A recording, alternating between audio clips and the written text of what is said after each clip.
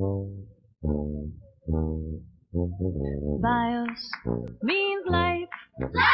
Mimicry means imitate. Bios means life. Mimicry means imitate. Not only our planet gives us everything we need to live, but also much, much more, as we will see. As Janine Benyus said, we live on a brilliant planet surrounded by genius. She is a champion of biomimicry. Biomimicry is the imitation of nature to solve problems. But what can a leaf, a shark, a termite or a kingfisher teach us? Let's start from the beginning. Let's go back to our planet. See the light blue thin layer? That's called atmosphere. It's like a bubble of air, and our planet is surrounded by it. And that thin and fragile bubble keeps us warm, and it contains the oxygen we need to breathe. Dr. Ad Neyman compared the quantity of air we have with the size of the Earth, said it looks as big as the white marble on the top right side. Not much, eh? Such a little amount of air, yet so important. And that's not the only thing our clever planet gives us. Can you guess what the other one is? You guessed right, it's water. We need it.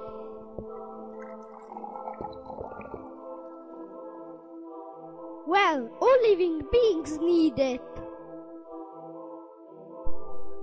Without it, Earth would be a desert, an empty desert.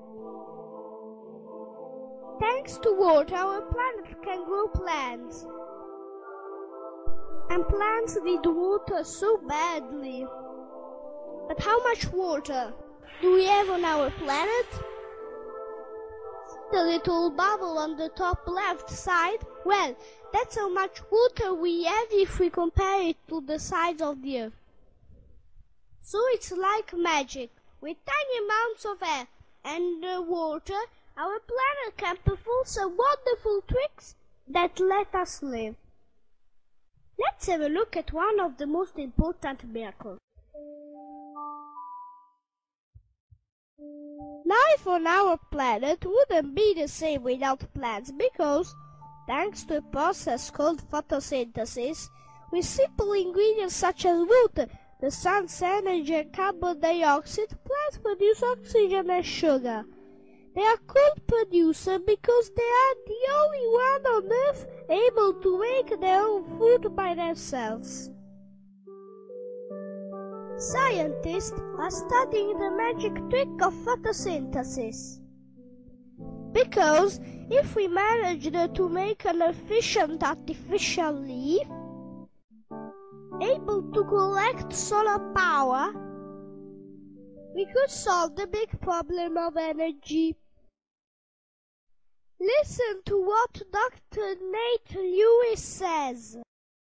More energy from the sun hits the Earth in 1 hour than all the energy consumed on our planet in an entire year. Since plants are the only one who can produce their own food, they are at the bottom of all food chains. Plants are eaten by primary consumers, who are then eaten by secondary consumers. Then, when secondary consumers die, scavengers eat them. After that is the turn of decomposer, mostly bacteria, and fungi, who help the developing of molds that decompose dead animals and plants and turn them into usable elements. See, it's our planet that has invented recycling. There's no such thing as garbage. We've been recycling all of our lives. One species junk is another one's lunch, and then becomes fertilizer. There's no such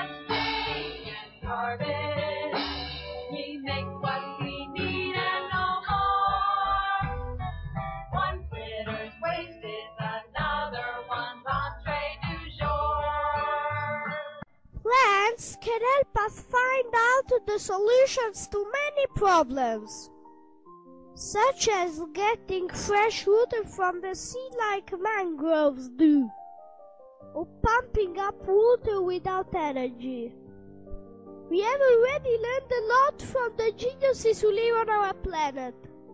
For example, we have learned how to make a shark skin-like fabric for swimming suit that reduce drag. We have learned how to air condition buildings copying the system termites use to keep their mounds at a nice temperature. We have learned how to produce very silent fast trains, copying a kingfisher diving into water without a single splash to get his lunch. A little desert bug is teaching us how to get water from fog. It uses its bumps like magnets to collect fog and make water drops fall into its mouth.